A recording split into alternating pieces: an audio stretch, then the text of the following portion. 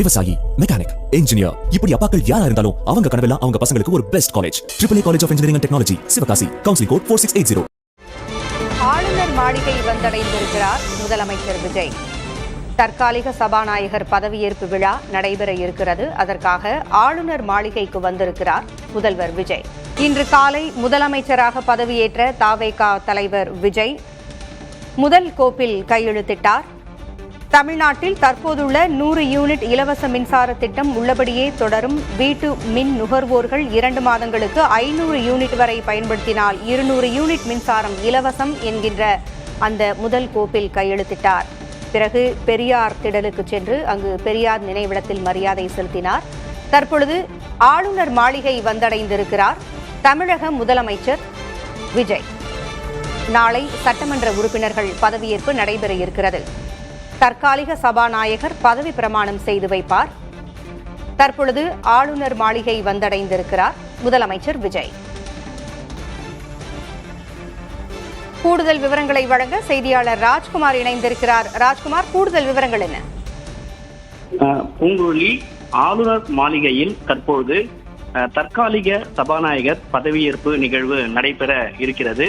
தற்காலிக சபாநாயகராக கருப்பையா பதவியேற்றுக் கொள்கிறார். ஆளுநர் அர்லோகர் பதவியேற்பு நிகழ்வில் நடத்தி வைப்பதற்கான ஏற்பாடுகள் ஆளுநர் மாளிகையில் நடைபெறுகிறது. இதற்காக முதலமைச்சர் விஜய் ஆளுநர் மாளிகை வந்திருக்கிறார். தற்காலிக சபாநாயகருடைய பதவியேற்பு ஒரு முக்கிய நிகழ்வாக நடைபெற இருக்கிறது.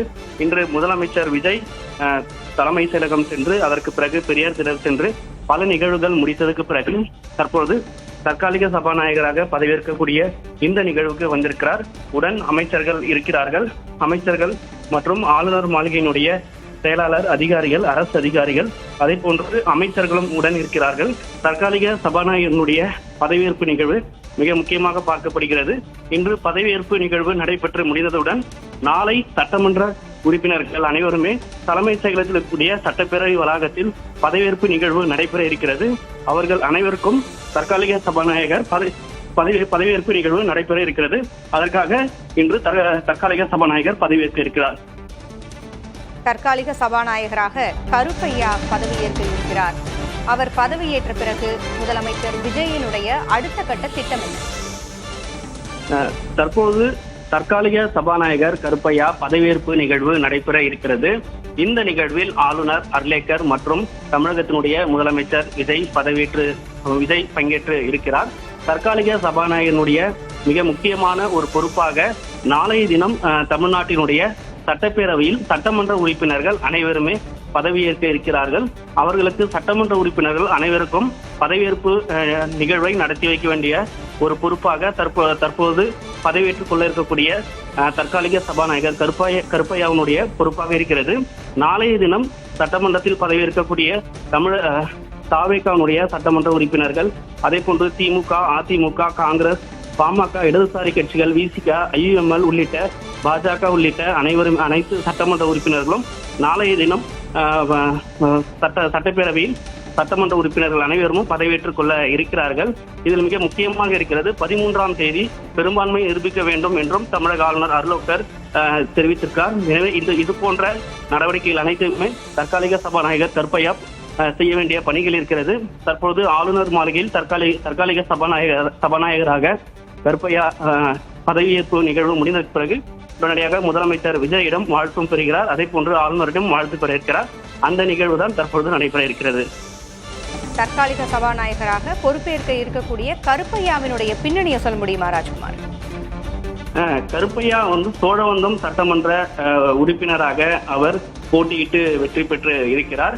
அது மட்டும் இல்லாமல் தவேகவுடைய மிக முக்கியமாக மாவட்ட நிர்வாக பொறுப்புகளும் தவேகவுடைய கட்சி பணிகள் ஆரம்பிக்கப்பட்டதற்கு பிறகு பல்வேறு கட்ட பணிகளையும் அவர் மேற்கொண்டிருக்கிறார். குறிப்பாக தவேகவுடைய இந்த ஒரு 2.5 ஆண்டு கால காட்டும் மிக முக்கியமாக கட்சியினுடைய பொறுப்புகளையும், அதே போன்று கட்சியினுடைய தலைவர் விஜய் அப்பொழுது நடைபெற்ற பல இயக்க பணிகளில் மிக முக்கியமாக அவர் பணி செய்திருக்கிறார்.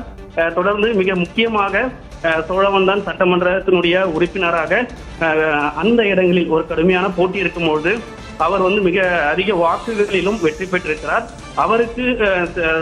அவரை அங்கீகரிக்கக்கூடிய வகையிலும் தற்காலிக சபாநாயகராக அவருடைய பொறுப்பு இருக்க வேண்டும் என்று கட்சியினுடைய தலைவரும் அதே போன்று முதலமைச்சர் விஜய் திட்டமிட்டதாக அவர்கள் தரப்பிலிருந்து சொல்கிறார்கள். அதே போன்று தற்காலிக சபாநாயகராக அவர் பொறுப்பேற்றாலும் கூட மிக முக்கியமாக இந்த இடைப்பட்ட காலகட்டத்தில் தமிழ்நாடு சட்டப்பேரவையினுடைய அனைத்து நிகழ்வுகளையும் கவனிக்கக்கூடிய பொறுப்பும் தற்காலிக சபாநாயகருக்கு இருக்கிறது. நிரந்தரமான சபாநாயகர் நியமிக்கப்படும் வரை அனைத்து விதமான நடவடிக்கைகளும் மேற்கொள்வது மிக முக்கிய பணியாக இருக்கிறது. தற்காலிக சபாநாயகர் நாளை தமிழ்நாடு சட்டமன்ற பேரவையில் அனைத்து சட்டமன்ற உறுப்பினர்களும் பதவியேற்றுக் கொள்ள வேண்டும். அதை அனைத்துமே மிக முக்கியமாக முன்னின்று தற்காலிக சபாநாயகர் கருப்பையா மேற்கொள்ள வேண்டும். எனவே இந்த முக்கியமான பொறுப்பும் அவரை அங்கீகரிக்கக்கூடிய வகையில் தற்காலிக சபாநாயகராக அவர் பதவியேற்றுக் கொள்ள வேண்டும் என்று முதலமைச்சர் விஜய் வழிகாட்டுதலின் அடிப்படையில் தற்பொழுது அதற்கான நிகழ்வு மக்கள் மாளிகையில் நடைபெற்று வருகிறது. தற்காலிக சபாநாயகராகிறார் கருப்பையா. அதிமுகவில் இருந்து விலகி தாவேகாவில் எம்எல்ஏ ஆனவர் இவர். தற்பொழுது தற்காலிக சபாநாயகராக ஆளுநர் மாளிகையில் பொறுப்பேற்க இருக்கிறார். தகவல்களை வழங்கியமைக்கு நன்றி ராஜ்குமார். சோழவந்தான் தனி தொகுதியில் வென்றவர் கருப்பையா. தற்பொழுது தற்காலிக சபாநாயகராக சோழவந்தான் எம்எல்ஏ கருப்பையா தற்பொழுது ஆளுநர் மாளிகையில் பொறுப்பேற்க இருக்கிறார். விவசாயி, மெக்கானிக், இன்ஜினியர், இப்படி அப்பாக்கள் யாரா இருந்தாலும் அவங்க கனவெல்லாம் அவங்க பசங்களுக்கு ஒரு best college. AAA college of engineering and technology, Sivakasi. Counselling code 4680.